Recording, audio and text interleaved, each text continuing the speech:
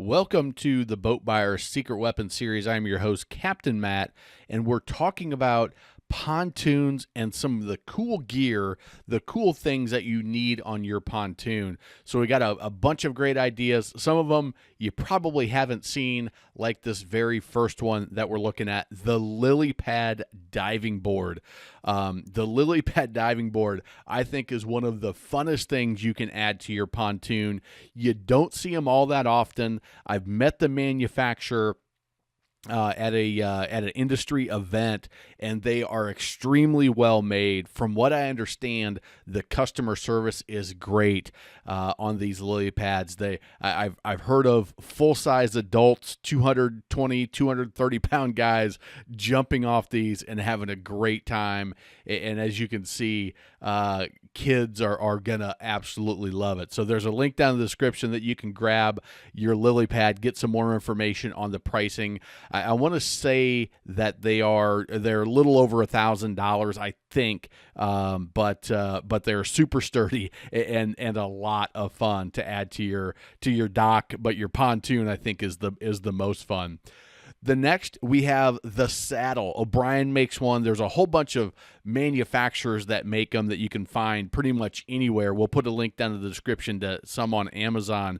But you're on the pontoon, you're anchoring out, everybody's on their floats and their tubes, and they're sitting on their life jackets like a diaper.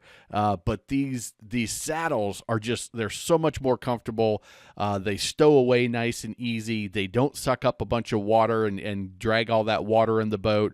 They're a lot of fun for when you're anchored out, when you're at the sandbar just floating, having a great time. Of course, we're brought to you by the Boat Buyer's Secret Weapon Toolkit. If you're still looking for your first pontoon, you can grab your free copy at boatbuyerssecretweapon.com/toolkit.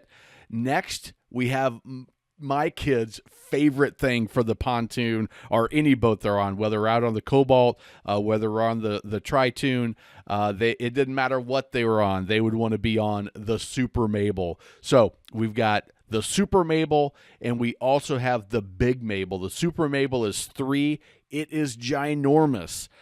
We also have the Big Mabel on our Tri-Toon, and it is a 2-person one. But again, you can see how huge it is. My daughter in this picture, they were just barely 9 and 6. They're both pretty big for their age. So this is them. You can see their faces. They absolutely love it. It's one of the things that they enjoy doing most on the water. And sport stuff is the one that makes it. You can grab those Big Mabels. I think the Super Mabel, we paid $450. The Big Mabel, I think, was like $400. So they're not super inexpensive, but they're a blast. They inflate. They're super rugged, super durable. We've had the Big Mabel for, I think, 5 years now. I want to say my youngest was a year and a half or 2 years when she rode it the first time, and the Super Mabel we've had now for 3 years, and they're super durable. They hold air real well. You can deflate them. They pump up really quick, surprisingly, with a good air pump, which isn't on the list but probably should be. That again, you can find the description to check out the pricing down below in the description. Again, we're brought to you by the Boat Buyer's Secret Weapon. Grab your toolkit, listen to the podcast, check out the articles on the website, and watch the 100+ videos we have for boaters and boat shoppers on the channel here on YouTube. Now, one of my personal favorites is the Lilypad. It is a big, we've got one that's about 6 feet by, I want to say it's 10 or 12 feet. It rolls up. It's enormous. It's big. It's heavy. It takes up a lot of space on the pontoon. But, man, it's just awesome to lay out on the water. You can get some sun. Full-size adults can lay on it. The kids love to get on it, and they can actually run across it like a mat, and they do flips, and my girls do gymnastics. My nephews and nieces, they love it. It's a great place just to hang out, and everybody sits around with their cocktails around the outside. and just float and have it's kind of like a conversation table. We've played with plastic cards. We've played drinking games on these, but they're a lot of fun. Don't cheap out and there's some knockoffs that you'll see on Facebook. From what I understand, they are very tiny compared to the dimensions that they tell you it's going to be, and super cheap. You get what you pay for. I think the Lilypad that we've got was like $500 or $600. Again, there's a link in the description. You can check what the pricing is, but they're a lot of fun to have on the pontoon. And they make little rollers that make it a little bit easier to roll them up and get them on and off the boat. The next is a grill. Having a grill on your pontoon is fantastic. The Magma grill is really solid. They make some other ones that are okay. A couple of things that you want to think about when you've got a grill on the boat. One, you've got flames. Be real careful with the flames and make sure that you're not near the gas tank, that you're going to put anybody in danger. And number two is you're cooking things that are likely greasy: burgers, dogs, brats, sausages, even steak.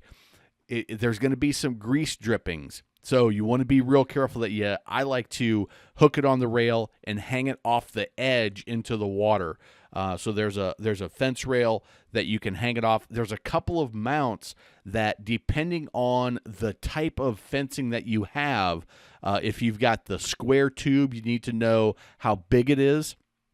They make some nice clamps like the one shown on the black grill that make it real easy to attach. They make some other ones for if you have a round fencing or a little bit smaller fencing. They make some that are permanent that you can just slide the grill on and off. So depending on what your setup is, I really like having that attachment.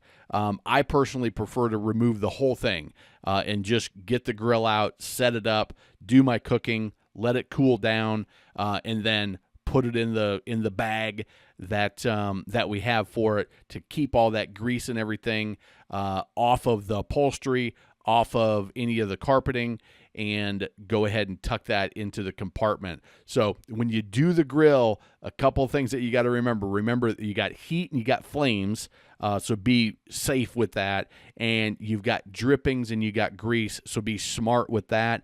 And then number three, you've got a very, very hot piece of metal, so you've got to let it cool down. If you need to pour some water on it to cool down, do what you need to do, but don't touch that thing. And be cautious if you're running down the lake and you say, we'll just leave it there.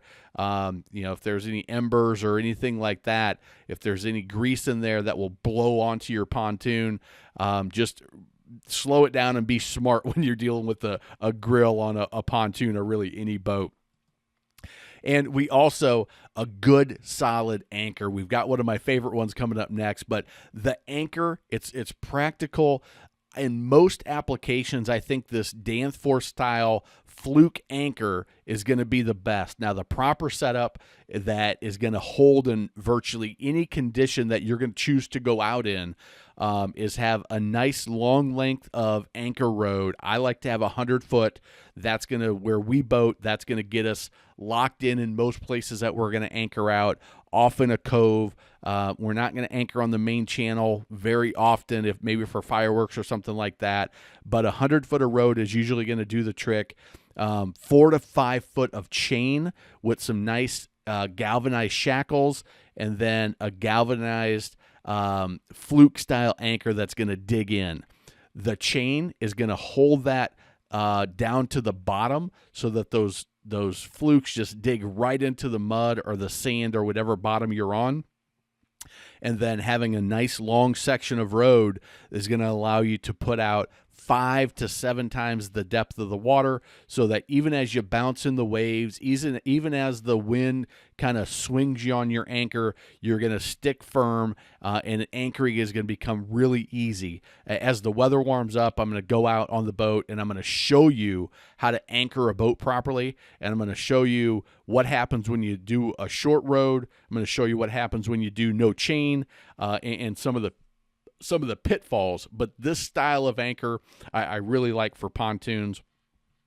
And you can get this whole setup for about $100, I think it was. Again, there'll be a link in the description that you can check that out on Amazon. But usually a 10-pound anchor is more than enough. It's about the design and digging into the bottom more so than it is about the weight of the anchor and having the right setup of the chain and the right length of rope that you or road that you let out is going to be very important. That's going to help you with your anchoring. So subscribe to the channel if you're finding this interesting. Subscribe to the channel and you'll get that video on how to anchor your boat properly when it warms up. And we also have this really cool Docktails cocktail bar. So there's a couple different companies that make them. Docktails is one that does it. This is one from Amazon that I found, but it clamps right onto your fence rail, gives you a place to set up your drinks. You can leave it there all the time, or you can remove it. But when you're out at anchor, when you're just hanging out, it's super convenient to set some drinks on, to have a place to kind of set up the bar if you want a bar, and it's really cool. Now, you'll see the little logo on the hat there. That's the 2021 Boat Expo, which we are putting the finishing touches on right now. We're hoping to have this go live in mid-February of 2021.